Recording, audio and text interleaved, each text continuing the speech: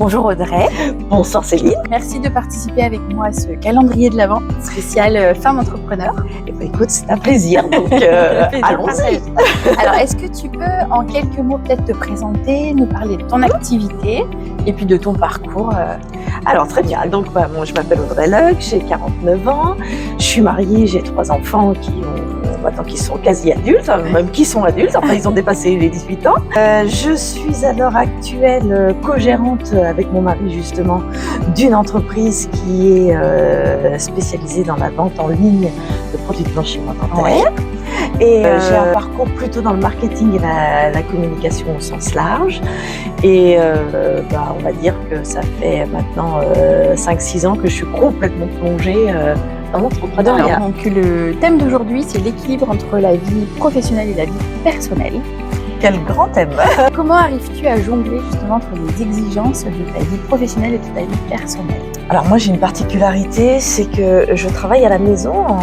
Mes bureaux pour l'entreprise, c'est ma maison. Alors avec des avantages et des inconvénients, j'ai un énorme open space, donc j'ai pas véritablement de cloison pour travailler, pour séparer la vie privée et la vie professionnelle. Et puis en plus de ça, j'ai 3 enfants, mais l'avantage c'est qu'ils sont eux tous partis de la maison. Je vais te dire que pour concilier la vie professionnelle et faire une vraie barrière, je me fais 2 agendas bien séparés. J'ai une to-do list qui est aussi bien distincte pour chaque. Et j'adore rayer mon truc. Moi, c'est de pouvoir effacer, rayer, dire ça c'est fait. Donc, ça c'est quand même hyper important. Je crois qu'il est important de pouvoir aussi dans cette séparation se soulager l'esprit.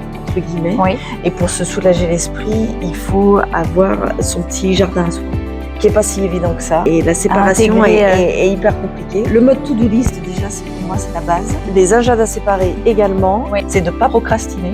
Et donc, il faut absolument anticiper les choses. Et en anticipant les choses, moi, il me faut de la visibilité. Si j'ai pas de visibilité, je suis foutue.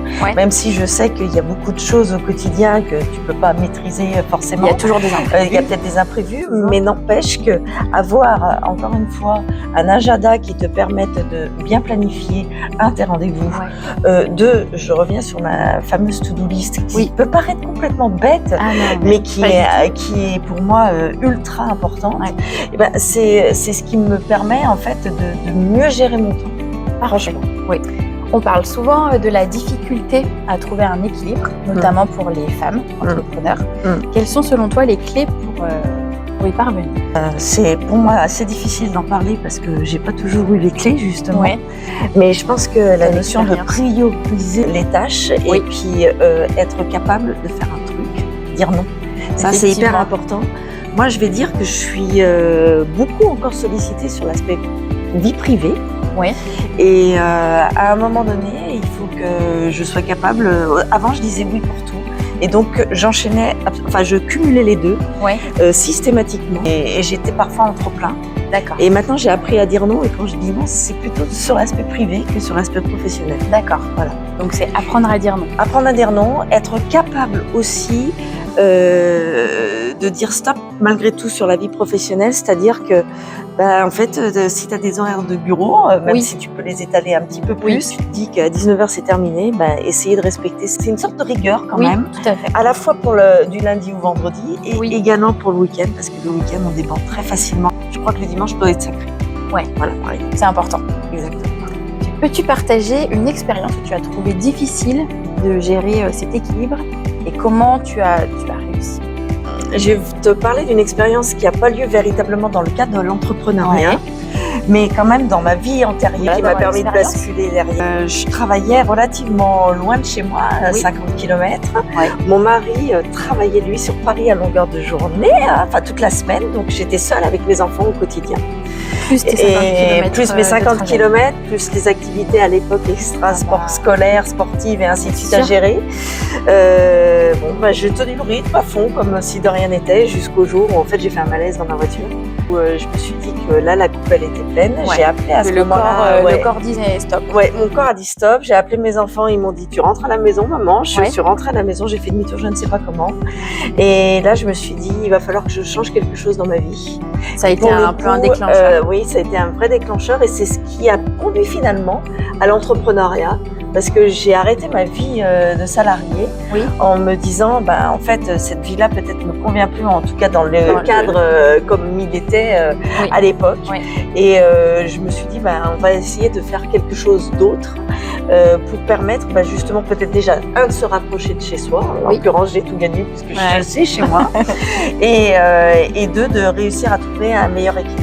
Et en l'occurrence, je pense que j'ai pas mal réussi, Oui. Je trouve qu'avec un tout petit peu de recul, ça fonctionne plutôt pas mal. Alors, comment t'assures-tu de bien prendre soin de toi, autant physiquement que mentalement en tant que... Il faut absolument se ménager. Encore une fois, dans son fameux emploi du temps, il faut se ménager ces bouffées d'oxygène. Il faut être un petit peu égoïste. Moi, je l'ai pas été pendant longtemps. À être trop tournée vers les autres, je m'en suis un petit peu oubliée. Et maintenant, je rétropédale un petit peu. Et donc, du coup, c'est important. Je pense que tu étais un peu dans le même cas de figure que moi. Du coup, les bouffées d'oxygène, c'est pouvoir faire du sport, c'est pouvoir aller beaucoup marcher. Moi, m'aérer, j'habite quand même dans un environnement privilégié où je peux prendre le bon air et être rapidement soit dans la forêt, soit en campagne. Et ça me permet effectivement de me couper, de me vider la tête. L'objectif, c'est de vider la tête. Parce que si tu pars avec ta besace pleine et puis que ta nuit, elle est aussi pleine parce que tu respectes toujours les mêmes choses, sans bouffer d'oxygène, je pense que c'est vraiment dur.